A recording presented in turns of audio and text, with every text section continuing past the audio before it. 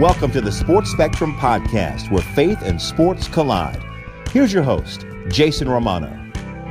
This is episode number 30 of the Sports Spectrum Podcast. Hard to believe we've reached 30 episodes. Welcome, everyone, to the show today. My name is Jason Romano, and this is Sports Spectrum. I just want to take time out and say thank you to everyone that has sent an encouraging note, that has listened to the podcast, downloaded it, subscribed, left a review. So many wonderful, nice things have been said to us on Twitter and on Facebook about the podcast. And it's been a fun journey. We started it back in late March 31st of 2017. And here we are releasing episode number 30 in the middle of August. And it's been an incredible journey. And we're excited to see what God's going to do with this podcast and with this new brand, sort of relaunch of Sports Spectrum. We have some thoughts and some ideas and some plans in place to do some excellent and really cool things with the podcast, and I think you guys will like it. So more details coming soon, hopefully, on that. And we also just, again, wanted to encourage you guys to continue to reach out to us, continue to let us know what you think of the podcast, what you think of our guests that we have on, and any ideas you might have. Maybe you have a high school story or a smaller college story or some kind of story that's not going to get the big publicity, but it's an important story. It's an inspirational story. It's a story about faith in Jesus Christ and it kind of intersects with sports. So if you have that story, please reach out to us. You can always email me. My email is jasonromano22@gmail.com, or you can get us on Twitter at sports_spectrum, or on Twitter directly to me at Jason Romano. All right, today's guest, it is episode 30, and we're excited about this guest. This is Kelli Masters. Now, you may not know the name Kelli Masters, but Kelli is an NFL player agent. She's also one of the few female NFL player agents that are out there. 96% of player agents in the NFL are male. So this is a male-dominated industry, and Kelli Masters is fighting and scrapping and crawling and doing an amazing job just living in that world that is dominated by men. Now, Kelli is a woman of faith. She loves Jesus Christ. She's also someone who grew up loving football. And I'm talking about loving football. She was a champion baton twirler. She was Miss Oklahoma back when she was in college in 1995. And she's got a twin sister named Kim, so she is a twin as well. But she just has a really cool story about persevering and about going after your dreams and about not letting anyone stop you in pursuing those dreams. And I'm excited for you to hear her. So without further ado, this is episode number 30 of the Sports Spectrum Podcast. And here is our guest, Kelli Masters. Kelli, welcome to the show. Thank you so much, Jason. Happy to be here. It's great to talk to you. And we've known each other for a few years now. And I remember sitting down and listening to your story and kind of your faith story and your journey and just becoming a female in a male-dominated industry. I was just so impressed and super inspired. So when I had the opportunity to do this podcast and started thinking about people that we wanted to bring on the show, you were definitely someone that I wanted to talk to. And I thought our listeners would really like to hear your story. I just think it's a very inspiring story. So thank you so much for being here. Absolutely. Well, I love what you're doing. I've loved following your journey as well. So this is really great to be part of this. Awesome. Well, here we go. So let's talk about sort of the gist of all that encompasses being an NFL player agent. Now, Sure. We don't have to answer every single thing what that job entails, but I think let's just from a broad perspective here talk about, okay, what exactly is your job? So my goodness, I wear a lot of hats, and it's probably easier to describe what I don't do for players and their families than what I actually do. Right. My background is I'm an attorney. I've been practicing law for over 17 years now. I'm sure we'll get into that and how I ended up being a sports agent. But my primary focus on my players, obviously from the very beginning, is I sign them right out of college. I take them through that draft preparation process, through the draft, negotiate the contract, and most NFL agents, that's where the focus is: signing players, getting them through the draft process, and then negotiating their contract once they're drafted. For me, that's just a little bitty part of it. probably the most important part at the beginning. But there's so much more that we do. So my focus as both their agent and their attorney is I'm a fighter. I fight to get my players the most opportunities. I'm a protector. So I find ways to protect my athletes from the negative, as much as I can, from the negatives or from pitfalls that a lot of athletes experience when they're making that transition from student athlete to professional athlete. Sometimes it's protecting them from themselves. And then I'm an encourager, and I'm there to provide support, the resources, the opportunities to really help that particular player become everything that he was destined to be. And that's not just as a football player, that's in every aspect of life. And my goal at the end is not just that we did the biggest contract. It's, did this player become the man that he is called to be? Is he prepared for life? Is he going to leave a legacy? And so there's a lot that goes into that, but that's the general focus Sounds like of my job. you sounds like you do wear a lot of hats for sure. I Now, do. it definitely seems like the cool job though. I know for me working at ESPN, everything's so cool. You have such a great Of job, Jason, course. and Kelly, you work in the NFL and you have such a cool job. And I know So that cool. Yeah. yeah, exactly. But even those seem, there's challenges with those jobs. And so for you, what's the biggest Absolutely. challenge? What's the biggest challenge you face as an agent? Oh, there are a lot. And you're right. Every conversation that I have as I'm traveling or anywhere that someone asks me, what do you do? And I tell them, sometimes I just say, I'm a lawyer, and I just leave it at that because I, I Right? don't want to get that conversation started. But if I say sports agent, that response is always, oh, that's a dream job. And I try to not lose sight of that because so many people would love to be a sports agent, only because they've seen, really the mountaintops of being a sports agent. They've seen the Super Bowls and being on the field for NFL games, and um, yeah, you see a lot of the highs, and you don't really see a lot of the lows, at least from the outside looking in.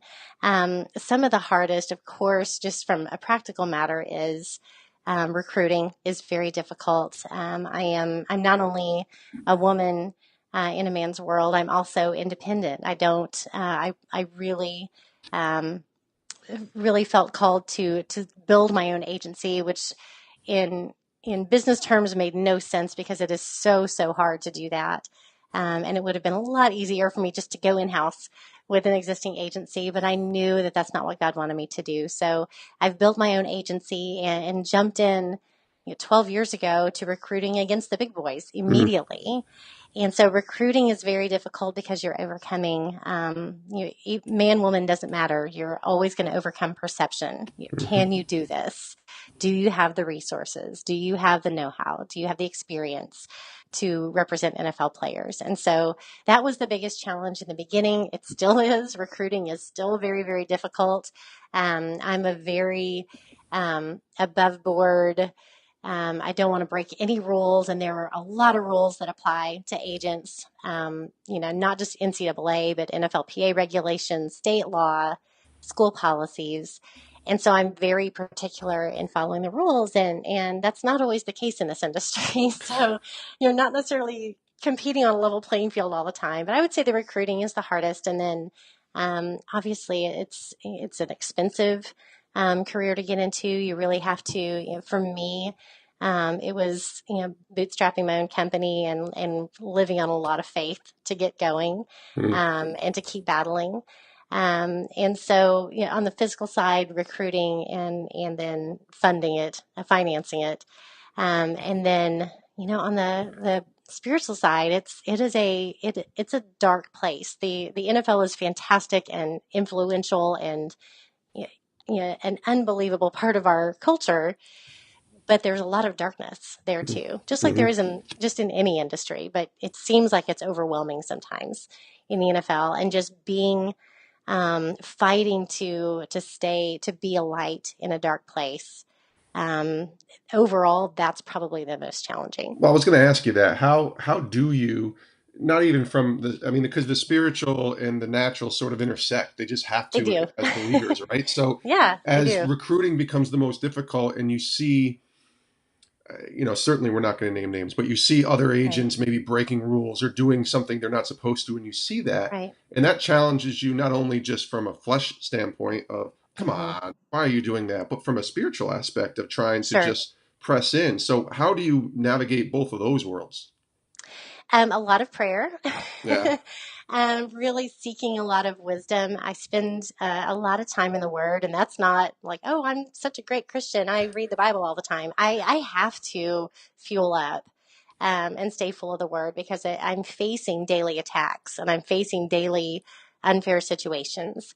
And I'm just really seeking God's wisdom on every situation, every conversation, trusting Him to order my steps. And so, yeah, I think that's probably true of any believer. Our lives don't automatically become easy and perfect because we're walking with God. It's usually the opposite. We No, face absolutely. a lot of challenges, and we have to stay built up in Him, and that that can't be done on the fly. It has to come from time with Him, time in the Word, time in prayer, and not just talking but listening.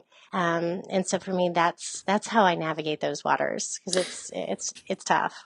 We're talking to Kelli Masters here on the Sports Spectrum podcast. I am Jason Romano, and Kelli, we'll talk more about that sort of journey of getting into the agent business and what that story looks like and how you came to be an agent in a little bit. But I want to go back and just Sure. talk about where your love for sports began. Like, it's clear how much you love sports, and Yeah. growing up in Oklahoma, where and when did that begin for you?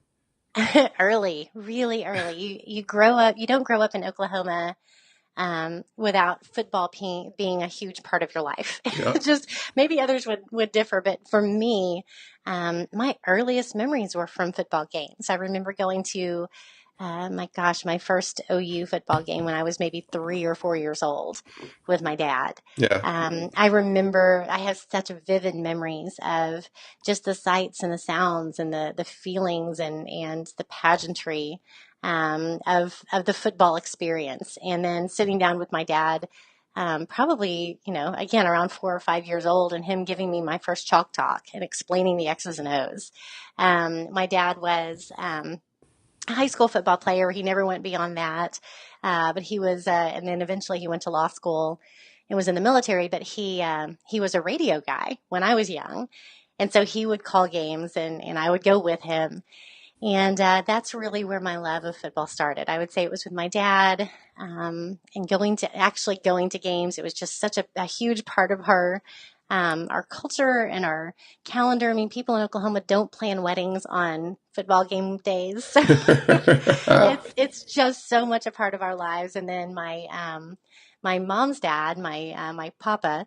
My granddad on my mom's side, it was the biggest Dallas Cowboys fan I've ever known. And so he gave me kind of my love for the NFL. Nice. Well, your papa and I will get along very well then, I think. But Indeed. that's a whole other Indeed. story for another time. Now let's talk about your faith in Christ. Obviously, you Yep. talked about how important getting in the Word is every day, and Jesus being Yeah. the center of who you are. But when did you become a follower? When did that start?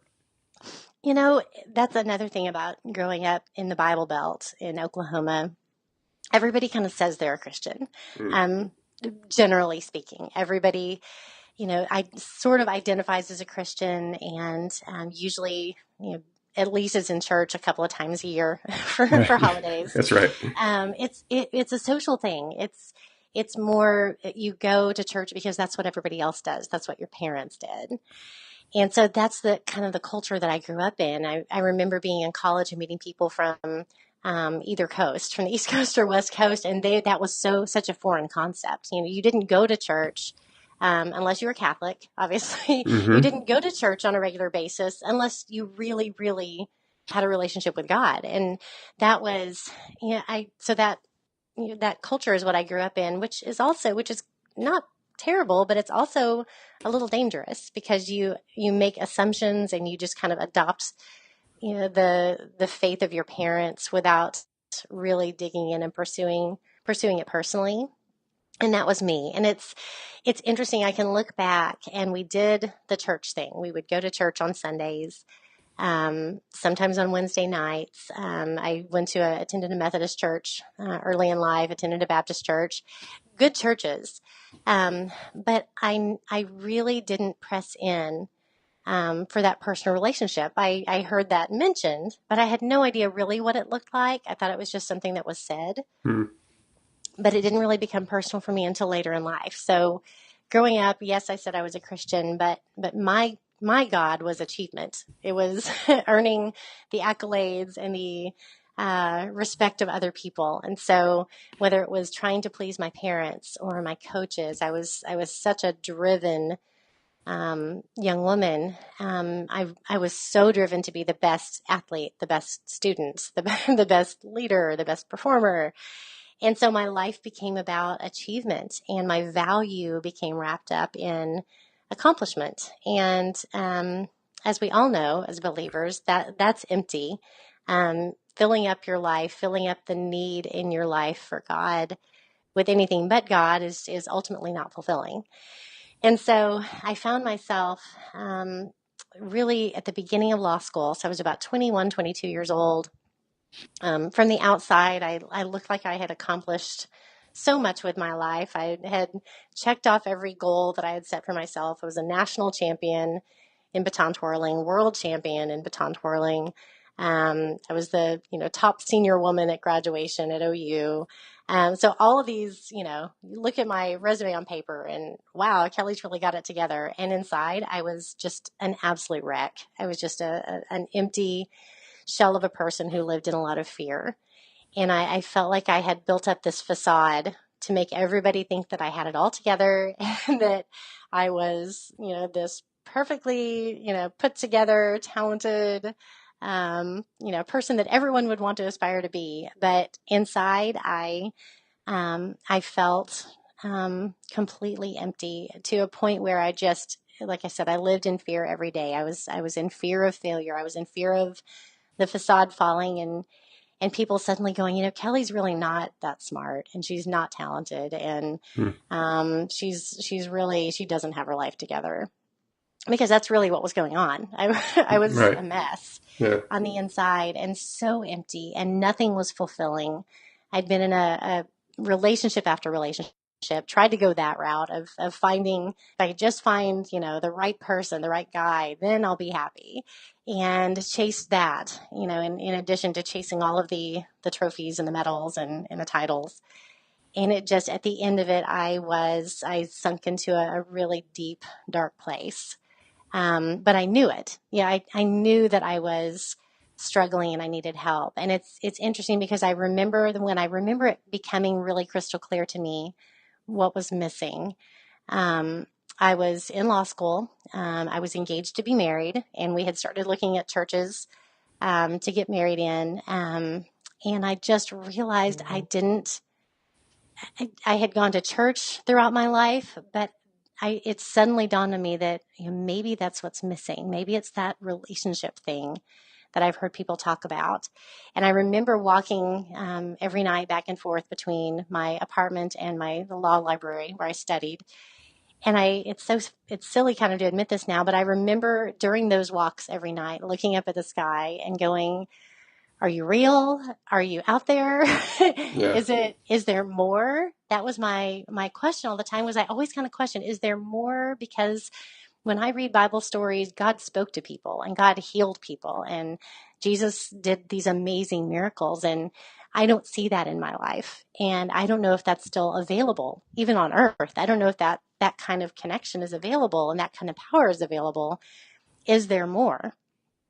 And I was in that place for many, many months, and it prompted me at one point when I was absolutely just, on my knees, not praying because I honestly didn't really know how to connect with God. I had no idea what was real, what wasn't. But I just knew, something in me just knew that there was more, that I was not, that I wasn't getting it. I didn't get it. And I landed on the fact that is it. That is the missing piece. But I reached that point because I was just so exhausted from trying to do everything in my own power and trying to fill up that void. I didn't understand it, but whatever that void was inside me, trying to fill that up. I had obviously failed miserably.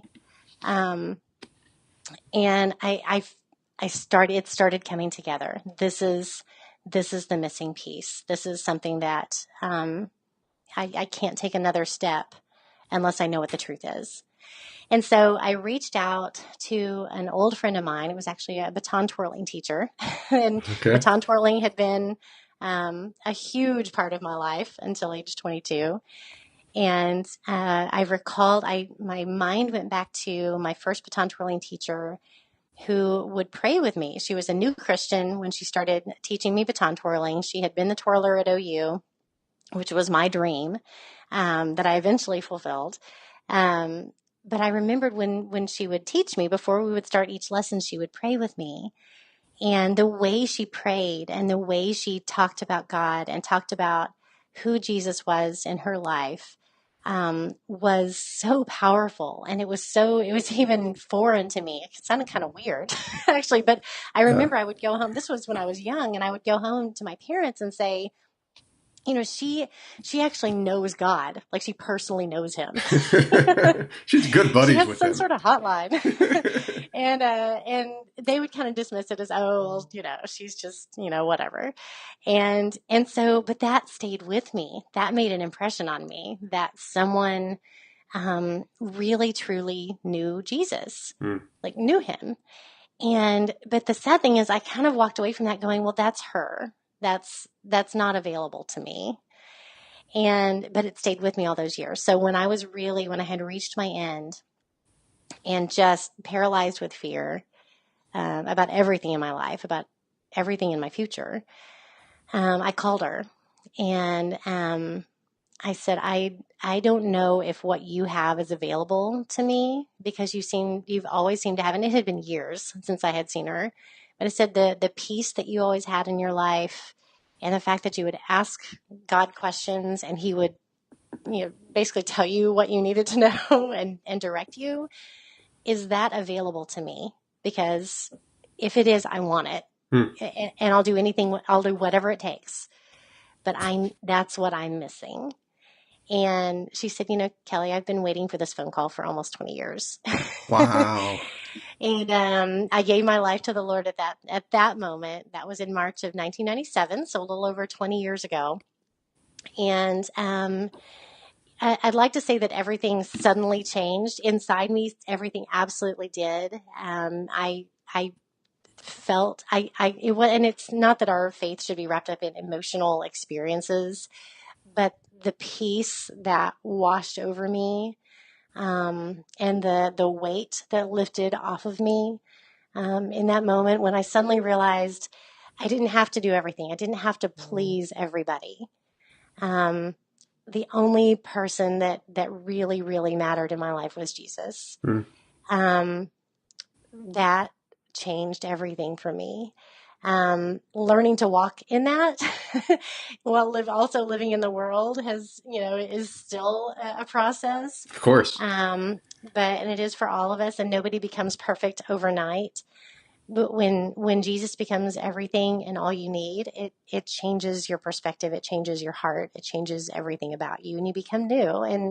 And it's funny how I grew up in church and heard about salvation experiences or conversion experiences and never really got it until that moment. Okay, and now, after all my questions and all my, God, are you up there? Are you real? Do you still talk to people? It finally all connected for me. And personally, I really, really feel like I did not wake up. I did not become a Christian until that moment. Wow, that's such a great story. We're talking to Kelli Masters here on the Sports Spectrum podcast, and I want to just stay with that for a minute, because you mentioned a couple things that I think we can, sort of take this into the next direction now here in 2017. So I guess 20 years later for you, and being a Christian, the baton twirling teacher being sort of the person that introduces you to Jesus, but doesn't force it upon you, kind of just shares it with you. And then you have that moment when you become interested enough or courageous enough in many ways to call her and ask her about it. Yeah. But then Yeah. you also talked about being wrapped up in identity, wrapped up in achievement, wrapped up in being known for accomplishment Yes. and all that. So here you are now as a sports agent, and you're dealing with these people who are 22, 23, 24 years old, much like yourself 20 years ago, 15 years ago, whatever it is. And now Mm-hmm. you're that sort of baton twirling teacher, even though you're a sports agent. So I Right. wonder how you turn that around now Yeah. in sort of the mentor or the person that you are pouring into their life. You're leading them, you're Yeah. helping them, you're protecting them, like you said. Do you see a lot of that with athletes that you're representing now, that they're so wrapped up in identity and achievement? And how do you sort of encourage them through that process, very similar Well, to what you went through? sure. And I'm so glad you asked that because I don't know that anyone has ever really asked me that question. But I, if you know, I think I identify with the players that I'm working with way more than even they realize. And Mm-hmm. they don't really believe me looking at a, 40 something year old woman, Right.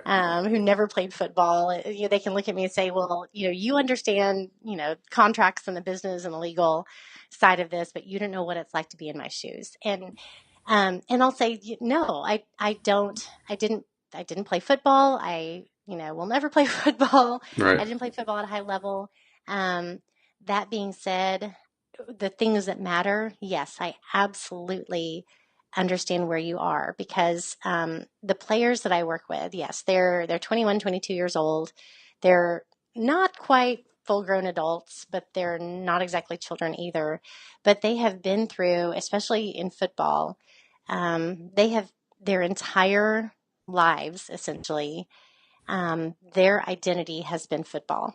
Yeah. And it's been the pressure to achieve. And if I'm signing and working with them, they've probably always been the best player on the field, Yep. or one of the best players on the field. And suddenly they're going into the NFL where everybody was the best player on the field. Um, and it's a world where it's it's not just easy to fall into it, it's expected for you to love football. That's one of the key questions that's asked at the combine every year. Do you love football? Are you committed? Is this who you are? And so that's expected, Yeah. that their identity comes from the game they play, and everything they do is wrapped up in that. And it's very challenging, as players especially are making that transition through the draft process, which is grueling, into becoming a professional athlete. That again, the emotions, the mental pressures and challenges, and the spiritual challenges, when they are suddenly all in the NFL locker room and in the NFL life, and all that that brings, Of course. is an unbelievable time. And I'm probably the thing that I enjoy when people say, "What do you enjoy most about your job?" I I love mentoring and praying with my players. That's, above all else, that's my favorite thing is digging in, talking life with them, helping each of my players see that they are more than just what they do. And Mm. I think that's important for all of us, but it's such a huge part of their lives. Really helping them to see themselves in Christ, see themselves as someone who is destined for greatness, not just as a football player, but in life and as a leader, and in the future as a husband and father. Possibly a businessman, possibly a preacher, whatever it is that they're called to do. I love that process the most, of digging in and saying, okay, let's talk about who you really are. What's important to you besides football. Football, yes, that's important to you, but what else is important to you? And it's interesting. Sometimes people ask, do you just sign Christian players? And no, I mean, I'd love to sign every Christian player out there. Sure. That Of would be course. awesome to be able to be in that kind of agreement with my athletes. And a lot of my players are believers, but they aren't all believers. And I don't just recruit, good Christian guys. If that was the case, people would have overlooked me when I was 21, 22 years old. I wasn't walking with God. But you can see a common theme though in every player, that I do sign. It's, and I knew this getting into the business. My personality and who I am is not going to fit every player. It's going to fit the right players. And every player that I do work with, even if he's not a Christian, has that heart to do more, to find more purpose in life, and is usually seeking, what is my greater purpose? How can I make an impact with my life? And so there is that common theme. And if that's not there, a player and I typically don't really have a connection. Players that come into the KMM family may not know Jesus. They probably will someday, or they'll have the opportunity. And I don't, like you said, like my teacher, I don't force it on anybody. I just live my life, Right. and I don't hide. I don't, I don't just talk, Christianese all the time. I don't just Jesus, Jesus, Jesus, but they see how I live my life, and they know that I'm always there to not be judgmental, but to be encouraging, to be their advocate, to draw the best out of them. And you know what, if that points them to God and that's what they're looking for, then that's the best thing ever. So 96% of player agents I've read in sports, especially in the NFL, I should say, player agents are male. So you're walking into this already at a disadvantage from just having mentors or examples of people who are doing or pursuing what you were pursuing to become a sports agent. Sure. As you start navigating into this world 12, 15 years ago and becoming a sports agent and realizing this is a direction you wanted to go. Yeah. And I'm sure there were a lot of them, but what type of barriers are you and pushback are you feeling? Like, just walk us through that process of just trying to get into this business already sort of at a disadvantage. I don't think I like that word, but just being female in a male dominated world. It's interesting when I first really, and I'll explain kind of how I got in the business, which is so indirect and unexpected. And I couldn't teach someone to emulate my path and what I did. Everybody has their own path. But it wasn't I'm going to be a woman in a man's world, or I'm going to be the first woman to accomplish, whatever. I did not go into the business intending to be a pioneer, or even honestly focusing on the fact that I would be different from 96% of other agents. I just knew I had found my calling. And it's interesting how I got there, which I'm sure we'll talk about in a minute. But my very first moment, I think, when I realized this is not going to be easy. Not only am I facing the normal barriers to entry in this crazy, cutthroat, corrupt world, of course, because A, I'm new, and B, I'm ethical and above board, and so that already makes me different. When it first hit me, kind of right in the face, that it was going to be a challenge as a woman. I was at my first NFL Combine in Indianapolis. You've been there. You've seen, the entire NFL world stuffed in like a, square block area. Sure, absolutely. Tons of ego, tons of testosterone.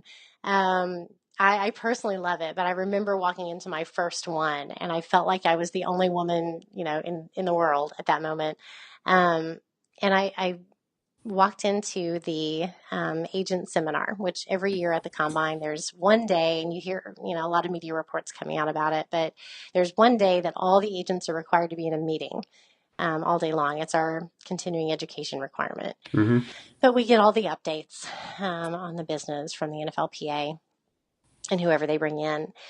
And it's, I walked in, and it's basically, 900 men and just me. Oof. And wow. And I'm feeling a little outnumbered, but I'm like, this is great. I love a challenge. I don't care if they wonder why I'm here.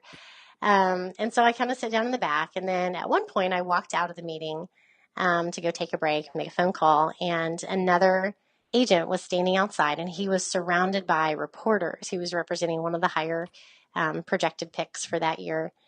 And he saw me, and he walked away from the group of reporters, right? Just took a few steps over to me and stopped me and said, "What are you doing here?" And how many clients do you have? Wow.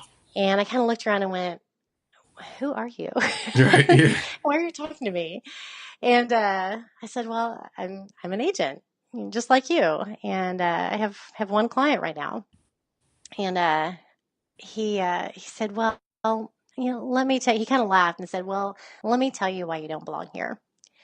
And proceeded to give me a lecture about why women would never make it in the industry, and yeah, I just didn't have what it took. I would never be respected. People would think I was a joke. Wow. You're wasting your time because you're never going to make it. And he Jeez. kind of couched it in, I'm just going to help you out here, honey. Right. He I'm thinks just going he's to help doing you you a out. Just favor, but he's actually right. like just, I don't know, whatever. That's Yeah. awful. Yeah. And so I'm sitting there going, first of all, I was just kind of incredulous. I can't believe this conversation is happening. Yeah. And at one point, I finally said, are you done? Because let me tell you respectfully why you're completely wrong. And I do belong here. And you don't know me. You don't know what I'm capable of. You don't know my abilities. You don't know my purpose for being here. And maybe if you did know those things, you wouldn't say the things you just said. Sure, I can't imagine most women would want to be standing here with a jerk like you having this conversation. Right. But you know what? This is my calling. This is where I'm supposed to be. I know I'm supposed to be here. I am going to be successful. You're going to have to watch out for me. In fact, you just watch. You just sit back and watch. And I think he was taken aback. And quite honestly, I don't know where that confidence and that strength came from because I was not like that before. Yeah. I was very, very introverted. I think a lot of my strength came from just being anchored and knowing that I was where God wanted me to be. Um, but I was able to stand up to what was being said to me. And that for me, that was a defining moment very early on, that no matter what people think or perceive or say, none of that matters. And none of that should take us off of what God has called us to do. And I find strength in people throughout history that we read about in the Bible who knew what God wanted them to do, passionately pursued it, even in the face of criticism and threats. And Noah is a, is a great example. People probably thought he was insane for building Yeah. the ark. Moses. There's so many. Not that I'm Abraham, Noah, or Moses, or a great character from the Bible, but I draw strength from people who are pursuing their calling in the face of criticism, in the face of adversity. And it's, that was just the first confrontation that I had. There have been many, both direct and indirect. I had a head coach call the parents of a player that I had just signed and say, we can't believe you would, um, as his coach, I can't believe you would let your son sign with a girl. Wow. Um, Really? That's and this was unbelievable. after I represented first and second rounders and have players in the league. Yeah. And so it has been, I did not, maybe I should have anticipated that it was going to be such a challenge, but I really didn't. And I didn't really care. I was ready to take that on and say, here's why being a woman is not a negative and it's not a disadvantage. And sure, it looked like it getting in. And I do face some unfair criticisms and unfair perceptions. But at the end of the day, what makes me different makes me unique from my competitors. And that's, even in the natural world, all agents that are trying to differentiate themselves from each other and say, here's why I'm better. Here's why I can do more for you. Here's why you should sign with me. And for me, I just flip the script and say, and I'm not as going into meetings now, I'm not as defensive. I don't feel like I immediately have to explain, oh, I'm a woman, but I can do this. Yeah. I don't feel like I have to necessarily go there because I now have a track record and I have general managers and coaches and former players that can attest to my abilities. But I try to showcase, okay, here's why I am different. And the way I approach things. I am a fighter. I am a protector. I actually care about you and what's going on, inside of you and in your future. I don't just, yes, I care about everything that you need for the draft, and I care about getting you the most money, but I also care about way more than that. And I'm going to make sure that you maximize your opportunities now and for the rest of your life, and try to get their focus off of the fact that, oh, she's a woman, Right. and see that, oh, well, this, man, woman doesn't matter. She is the best person for this job. And so that's where I go with it now. So yeah, there's still challenges, Have you lost, and Kelly? Have you every lost a day. client? Have you lost a client because of your gender, or just not got a client because they said, Yes. they may Oh have looked yeah. you up and saw that, and then suddenly you're a female, and it's like, nope, sorry. Mm-hmm. Yeah.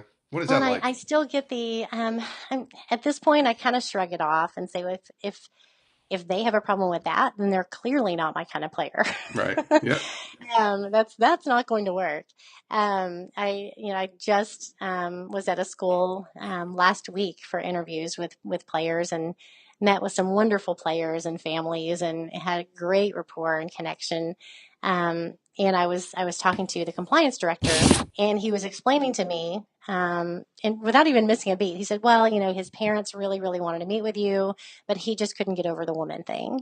Hmm. And I do hear that a lot. And it's, what, it, not that it's okay, but if that's not what a player, for whatever reason, that bothers him, or that's not something that he wants, I can't change who I am. Yeah. And then I'm not going to be a good fit for that person. And then I've had players who have said, "Kelly, I can't imagine a man representing me now. I just, the way you do things, and how you fight for me and protect me, and care about me. I can't even imagine working with a man." And so, so it's both ways, but uh, I could have really, really fixated on the fact that I'm different, and the fact that it put me at a disadvantage, but instead I choose to look at it as a strength. You, I want to talk a little bit about Gerald McCoy, and Sure. you represented him. He was taken third overall to the Buccaneers in Mm-hmm. the 2010 NFL draft. And you Yep. become the first woman agent. And I don't like labels like this, but I think it's important because it kind of Yeah. explains your situation and your story a little bit. And I just want to get your thoughts. But you become the first woman agent to represent a first round draft pick. So Right. at that moment, what did that moment mean to you, and the kind of doors that it may have opened for you to say, you know what, kind of like, okay, I'm here. I can play with the big boys now. And, Yeah. just curious what that was like for you and what that meant to you.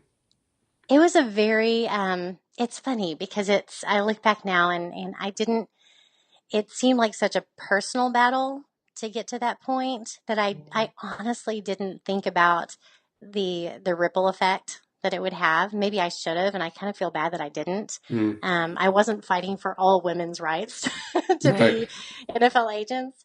I was just fighting to do what I really believed I was called to do. And so reaching that moment and being at the draft and being part of making history, really, um, personally, was very affirming. It was um, not that I'd completely arrived, but okay, you really do belong here. It was the seeing that vision that I had spoken for a long time coming to fruition, that I am meant to be here. I don't have to be like everybody else. I can rise above the riffraff. I can compete and win God's way. Mm, Um, and it's, I kind of compare, sometimes I feel a lot like I identify with a lot of characters in the Bible. Obviously, I've already mentioned a few, but I identify with David and Goliath, but not for the reasons that most people think of the David and Goliath story of the little guy taking on the big guy. Um, for me, it's about what happens with David before he gets to that moment. And yes, he had fought the bears, and he had been prepared his entire life. Even as a shepherd boy, he had been prepared for that particular confrontation, that battle. But it was immediately before that, when he was about to go out and fight Goliath. The king took him, into his chambers and gave him his armor. Said, "Here, you need this. If I was going into battle, I would wear this big coat of mail, and I would have this big sword and this big shield, and I would be all armored up. This is the way you do it." And David it says in the Bible, put on all the armor, the king's armor, the king, of all people, like the top guy, Yeah. put on his armor, walked around in it. It didn't feel right, didn't feel comfortable. And he basically said, I'm good. You keep your armor. I've got my slingshot. That's who I am. And the fact that he was willing to fight in his own armor, which was what he was comfortable with, that affirms me in saying, early on I looked around and went, well, maybe I do need to act like everybody else. Maybe I do need to, in really comparing myself and saying, well, I don't have his personality, or I don't have, I don't do things and talk the way other agents do. I don't act the way other agents act. But it was reaffirming that I can fight in my own armor too. I can just be Kelli. I can be the person that God created. I can use the skills that he's given me, and the personality traits. And that doesn't make me less than. It makes me who I am, and it makes me, equipped for where I'm supposed to be in the battle I'm supposed to be in. And so I felt like reaching the draft, with a first rounder and even a top 5 pick, third overall, that was slaying Goliath to me. Yeah. And I did it in my own armor. So that was very affirming. And it was fun because so many people, I had already been in the business for 5 years when that happened. And so after we got back from all of the celebration, coming back and looking at my phone and seeing hundreds of texts from other people in the industry, general managers and scouts and and people saying, we're so happy for you. Yeah. You've done it. And it was really, really affirming. And how funny is it that I spent the first half of my life chasing accolades and chasing approval from people. And it really, when I laid my life down and that didn't matter anymore, um, it's, God has only taken me higher than I ever would have gone on my own. And I just pour it back out to him, and he keeps pouring it back in. Yeah. So, Well, he is faithful. um, That's true. When we're he faithful to him, is. he's faithful to us. There's no doubt about that. He is. But Absolutely. it's interesting how it did start opening doors. And I just saw, an article about the NFLPA agent exam that was just given recently, and that the number of women, I think there were over a quarter of the people taking the test were women, and I love that. That's I love awesome. that women now see that they have a place, that they do belong, and they now have role models, and not just me, but other women that are making things happen in this industry and doing it the right way. Absolutely. Now, this world that you've spoken of, this sports agent world, Uh huh. is a very ruthless business. And we've talked about that a Mm-hmm. little bit earlier. But just from a faith perspective, your faith in Christ, how do you stay grounded day to day? I know you talked about getting in the Word each morning, Yeah. but stuff is coming your way. Challenges are coming your way. Public challenges, private challenges, whatever it is, life Yep. challenges, client challenges. So just talk about how you stay grounded in that every single day in Jesus. I think we have to, as believers, never ever get complacent, that just reading a daily devotional, and that's great. We should be in church, and fellowshipping with other believers. We should be in the Word, doing a devotional every day. But it really, for me, is taking God into every moment. Not that I just talk about Him and preach, Yeah, everywhere I go and all the time, for sure. but every conversation, every situation, at least I am consciously trying to do my best to connect with heaven and say, okay, how do I need to handle this situation? God, be with me. Give me the right words. Show me what to do in this situation. I've found when I get into panic mode and I forget that I have a power source and that I have a loving Father that is there for me, and Jesus who is walking with me every single step. If I abandon that and try to take things into my own hands, so to speak, without really connecting, that's always when I make mistakes, and it usually comes in moments of fear. I think about Jesus walking on the water, and what it would have been like to be the one disciple that got out of the boat to step on the waves. Yeah. And I think about, I in life I look down at the waves a lot. I start to sink, a lot.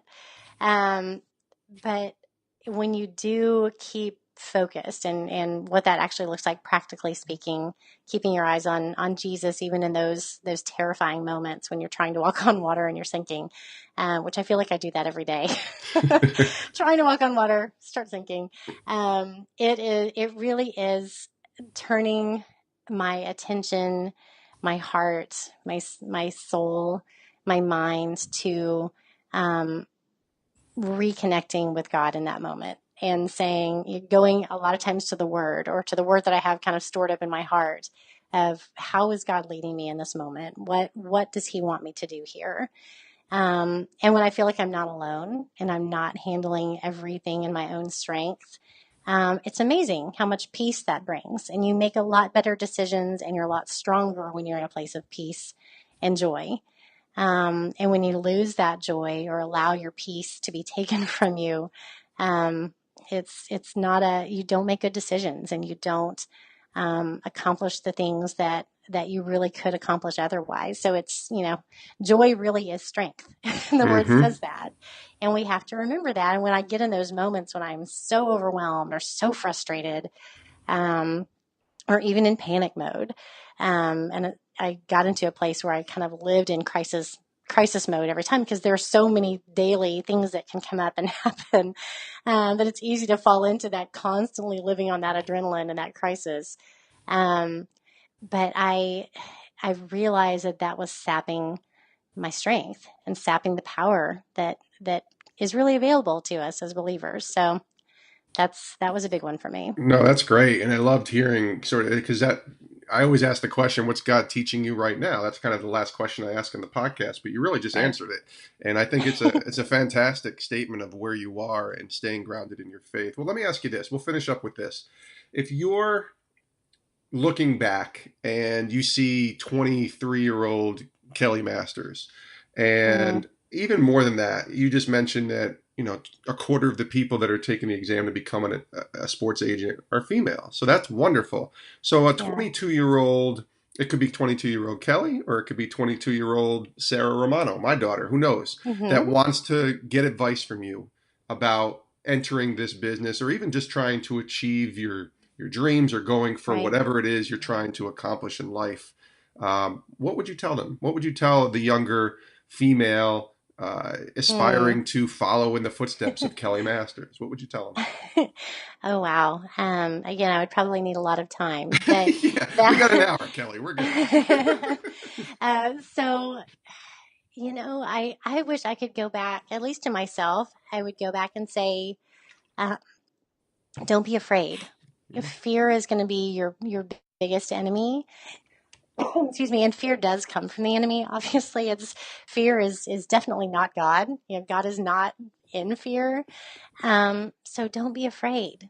Really, really genuinely trust him with your whole heart. And that is above all else, being filled with God's love and eliminating that fear, getting out of that fear place and really trusting him. That is going to be the key to everything. Stay there, stay in that place. Don't be so hard on yourself. Don't be so afraid. Really genuinely trust him. Now it's easy for me to say that, 20 years later, Right. when I know I know the end of the story, at least at this point. I don't know the total end of the story and what that's exactly going to look like, but I know that God is faithful. I've watched him move mountains. And when I was starting out, I believed it, but I hadn't seen it. I didn't have evidence. So, um, I, maybe you have to go through those valleys and those challenges and trials to really learn that trust. But I would encourage myself at that age to just get rid of the fear and trust God. To a 22-year-old wanting to become a Kelly Masters, I guess, I would say, first of all, if you're wanting to be a sports agent, first of all, why? What's your purpose? What is it that you really feel called to accomplish with your life for God, not for anybody else? But what do you genuinely dig deep? What is it that God really is calling you to do? And it may be something that doesn't sound fun at all. It maybe sounds really super scary, but something in your heart, there's just a burning in your heart that this is what I'm supposed to do. on this planet. And that was me. I didn't, I got into being a sports agent because honestly, through my work with nonprofits, I was just practicing law, working with nonprofits that led me to work with an athlete. And that led to the discovery that my calling was to work with professional athletes and helping them build their legacies. So again, very, very indirect. And I didn't know where I was going. I just knew I had a passion to pursue what God was giving me and be excellent in that. So that's what I would tell a 22-year-old. Dig deep, know what it is that is burning inside of you, and pursue excellence in that. And that is what's going to lead you to really fulfilling your calling. Know your purpose. Know that it's not going to be easy. Count the cost. It's going to take sacrifice. It's going to take a lot of faith to do what God's called you to do. But at the end of the day, it's really the only thing that lasts, and it's the only thing that matters. She is Kelli Masters, NFL player agent, champion baton twirler. And we didn't even talk about Miss Oklahoma, former Miss Oklahoma, which we'll get to that the next time we have you on. But it's been a treat, Kelli. It's been really great to talk to you. And thank you so much for sharing your faith and being so bold in your walk with Christ. And I wish you nothing but the best. Thank you, Jason. Same to you. And that was Kelli Masters. We do thank her for being here as part of the Sports Spectrum podcast. And we are joined right now by the Director of Digital and Media with Sports Spectrum, Raymond St. Martin. And Raymond, what are your thoughts on Kelli's story? I thought it was a very inspiring story. Well, it's incredible. I mean, she's someone that I wasn't familiar with before I heard the podcast. And I kind of was like, okay, so what's this going to be like? Is this going to be, what's her story? Who is she? And I felt even halfway through the podcast, I really knew her. And I trusted her. I felt like she was a very light person. Like she had a lot of light in her. I also thought her story of coming to Christ, and it's sort of a universal one that we've heard on the podcast a lot, Raymond. And I'd like to talk about this is how she talked about how she had to make her faith her own. That she goes to church, she grows up in the church, she grows up in Oklahoma, and is kind of ingrained in her to believe in Jesus and to be a Christian. But what did that truly look like for her when she had to make her faith in Christ her own? What resonated with you in that? It seemed to me like, this people had made themselves clear in her life that were going to be important later in life. That there was this calling or this anointing that was on her life, but the timing wasn't right yet. And the seeds were being planted as she was growing, going to church, sort of living out a church type life and a church type family, but not really understanding at the core who Jesus was and what it was to have a relationship with him. And then when that hit her, you could tell in her voice, that was like that moment of clarity where she felt like, I've been living this life, but I didn't really know that I was supposed to have a relationship with Jesus. And that's such a different thing, for all of us. I think as someone who grew up in the church for a long period of time in my life, I felt like you went to church, I was on the volleyball team, we played basketball, we had ice cream socials, I was memorizing scripture, it's like all these things. I was a Christian. My mom would tell me, yes, Raymond, you are saved because you said the words and you were in the pool, and I can tell in your heart that you love Jesus and he loves you. Mm-hmm. But that relationship was removed. It was like, it wasn't, we're being called on to have a relationship with him. It's like we were being called on to have a relationship with each other as Christians, but mm-hmm. not directly with him.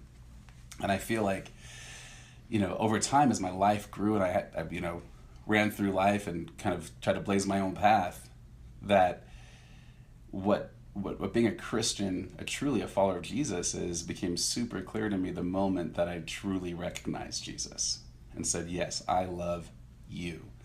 Not because of what you're going to do for me, not because you're going to save me, not because I now get to go to heaven, but because it's you. Mm. And he made himself real to me. And I think that's that moment that I don't know that everyone who's listening to this podcast has had. I mean, maybe you're like me. Maybe you're like Kelli. Maybe you've been raised in the church. Maybe you believe that being a Christian is, having friends that are Christians and not swearing. But what happens when you have a relationship with Jesus and the Holy Spirit enters your life is all those things become what you do. It's not who you are. It's like who you are is a follower of Jesus. You're not someone who's a good Christian friend who bakes a cake for somebody because they're sick. It goes so much further and deeper than that, and it's actually much easier than that. Well, the interesting thing too is there's a I think a view from people who don't walk with the Lord or have any kind of relationship with Jesus Christ that see God as a genie. Right. And so, like you said, it becomes this, what can you do for me? I'm going to rub the genie bottle, and out pops the genie, and he grants me my requests. And then when he doesn't grant me my requests, well, who are you? Go away. I don't even want to talk to you. Like, what is that? And that's kind of, I think, even for myself, that's probably what my view of God was for a long time, was either the genie in the bottle that would answer my requests, or this large being standing over me and watching every single move that I make. And when I messed up or said something bad, well, he was just going to strike me down with his lightning, rod or whatever, and just nail me. And it's such a twisted, warped view when you really search the scriptures, when you really understand and grow in your own. It's why it's called a personal relationship, because it's your own. It's not a relationship that you have, Raymond, that somebody else has, because I can see what you have and I might want that, but I can't have the relationship you have with God. Mm-hmm. It's mine. Mm-hmm. It's my own personal relationship. I can't have the relationship you have with other people, because that person, even when I have a relationship with them, it's going to be a different relationship with me. Right. And that's what it is with the Lord. So what else stands out from you? Anything else? I mean, that was really, I think, the point that was driven home to me. And I think, I guess to take it even one step further is this idea that, I think as young Christians, we think about, Jesus died on the cross for my sins, so forgive me of my sins. And it's like, once again, I think that's that genie in the bottle prayer. Paul tells us very clearly the first step is to believe in me, to believe he's the Messiah, to believe that, yes, Jesus, I believe you are the Messiah. Now please forgive me of my sins is like step 2. I feel like, just from my personal experience, that first step was sort of assumed. It wasn't groomed. It wasn't the main focus of it. It was a pastor or a preacher saying, believe that what I'm telling you is true and do as I say and be my flock. It wasn't turn your eyes to him, the Messiah. And I think that's my big key takeaway from this is that that's what happened to Kelli. Is she found the Messiah and was like, I need this. This is amazing. It's so incredible. And then so people ask me about my faith, like, how do I know you're a Christian? It's like, I know Jesus. Like, once you know Jesus, there's no not knowing Jesus. I pray to God, like, that I will always know Jesus in my life, because once he appears and he's in your life, like, you can't deny him. Yeah. It's so hard. Is he an acquaintance or is he Lord? Exactly. That's what a relationship is. So, Raymond, thank you so much. I do appreciate you, and we do appreciate Kelli Masters being here as part of the Sports Spectrum podcast, and we thank you for listening to us. We will see you next time right here on the Sports Spectrum podcast.